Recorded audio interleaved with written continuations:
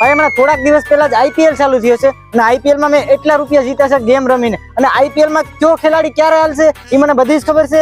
કઈ ટીમ ક્યારે હાલશે, કઈ ટીમ કોણ જીતશે એ બધું જ મને ખબર છે. અને જો ભાઈ આજે મુંબઈ અને ચેન્નઈ નો મેચ છે. આજે ચેન્નઈ જીતવાનું છે, મને ફાઇનલ ખબર છે, કેમ કે અત્યાર સુધી મેં સટ્ટા જ રમ્યા છે ને એટલા રૂપિયા હું જીતો છું.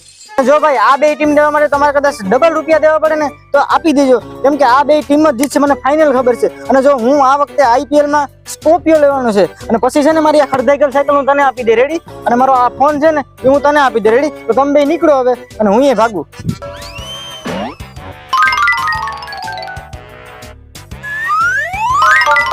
હાલો ભાઈ, મને 2 લાખ રૂપિયા ઉછીને આપીને મેં આઈપીએલ ના દોસ્તા પાસે ઉછીને લીધા હતા અને ઈ લેવા આવ્યા છે. મારા ટાટિયા ભાંગી નાખશે ધોકા લઈ લઈને. ભાઈ ઉછીને આપી હું આઈપીએલ માં હારી ગયો, મારો ભાવ પૂરું થઈ ગયું. આઈફોન મારી પાસે આઈફોન છે, મેં હપ્તે લીધો તો મને જલ્દી પૈસા.